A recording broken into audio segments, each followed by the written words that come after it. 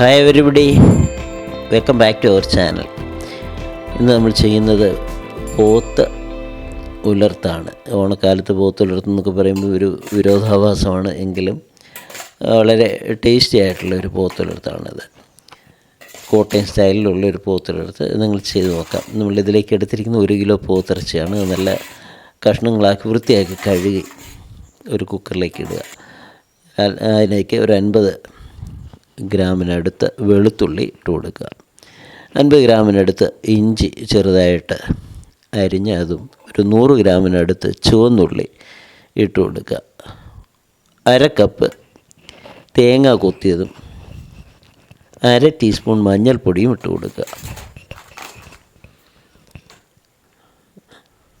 അതിലേക്ക് 1 table spoon അളവിന് മുളക് പൊടിയും 1/2 ടേബിൾ സ്പൂൺ അളവിന് കാശ്മീരി മുളക് പൊടി ഇട്ട് കൊടുക്കുക.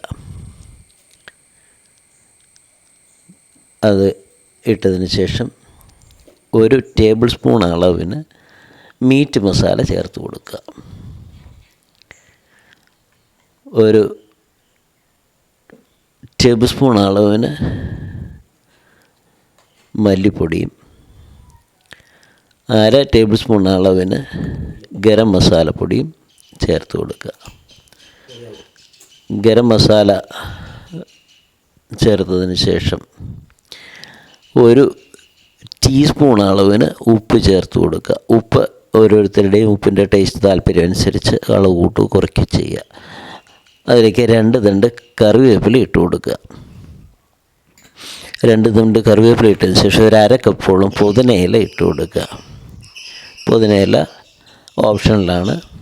പുതിനയില ഇട്ടതിന് ശേഷം നമ്മളിതിലേക്ക് 1 ടേബിൾ സ്പൂൺ അളവിന് ഡാർക്ക് സോയാ സോസ് ചേർത്ത് കൊടുക്കുക.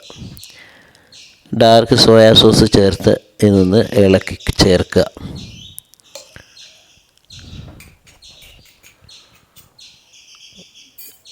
ഇറച്ചിക്കകത്ത് ഓൾറെഡി ജലാംശം ഉള്ളതുകൊണ്ട് നമ്മൾ ഒരുപാട് വെള്ളം ഇതിലേക്ക് ഒഴിക്കേണ്ട ആവശ്യമില്ല. എന്നാലും ഒരു മുളക് പൊടിയും മല്ലിപ്പൊടിയും എല്ലാം കൂടി ഒന്ന് മിക്സ് ആകാൻ വേണ്ടി ഒരു 25-30 മില്ലി വെള്ളം കൂടെ ഒഴിച്ച് നന്നായിട്ട് ഇളക്കി യോജിപ്പിക്കുക. തവി കൊണ്ട് ഇളക്കുക, അല്ലെങ്കിൽ കൈ കൊണ്ട് തിരുമ്മി യോജിപ്പിക്കുകയോ ചെയ്യുക. അതിന് ശേഷം കുക്കർ അടച്ചിട്ട് ഇതൊരു 6 മുതൽ 7 വിസിൽ വരെ വരുന്ന പോലെ വേവിച്ചെടുക്കുക. ഇറച്ചി വേവ് കൂടുതലാണെന്നുണ്ടെങ്കിൽ 7 വിസിൽ വരെ, അല്ലെങ്കിൽ 6 വിസിൽ മതിയാകും. അത് വെന്തതിന് ശേഷം കുക്കറിലെ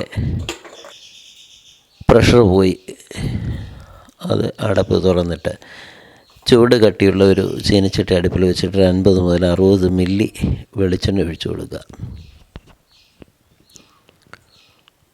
വെളിച്ചെണ്ണ കൂടുതലുള്ളത് ഇത് ഉലർന്ന് കിട്ടാനായിട്ട് സഹായിക്കും. എണ്ണ നന്നായിട്ട് ചൂടായി വരുമ്പോൾ ഇതിലേക്ക് 1 ടീസ്പൂൺ അളവിന് കടുകിട്ട് പൊട്ടിക്കുക. കടുക് നന്നായിട്ട് പൊട്ടി വരുമ്പം നമ്മളിതിലേക്ക് ചതച്ച കുരുമുളകാണ് ഇട്ട് കൊടുക്കേണ്ടത്.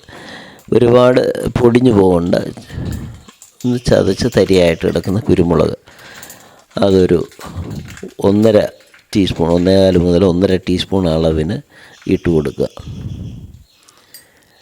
ഇട്ട് ഇത് എണ്ണയ്ക്കകത്ത് മൂത്ത് വരണം. ഈ കുരുമുളക് പൊടി എണ്ണയ്ക്കകത്ത് മൂത്ത് വരും, വെളിച്ചെണ്ണയ്ക്കകത്ത് മൂത്ത് വരും, നല്ലൊരു സ്മെല്ലൊക്കെ കിട്ടും.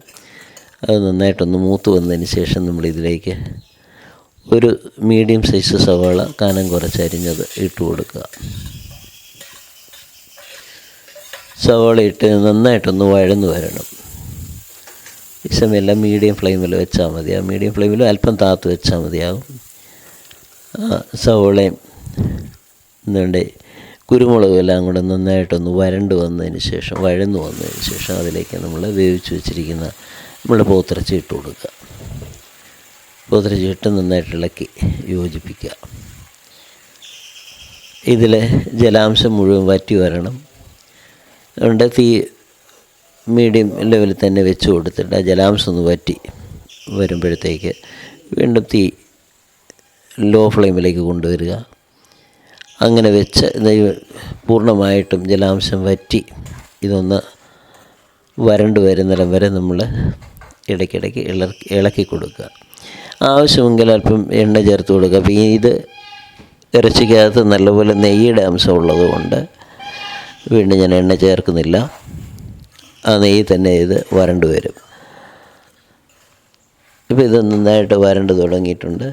നന്നായിട്ട് വരണ്ട് വരണം, നല്ലപോലെ ഡ്രൈ ആയിട്ട് വന്നു കഴിയുമ്പോഴത്തേക്ക് നമ്മുടെ പോത്ത് ഉലർത്ത് റെഡി ആയിരിക്കും.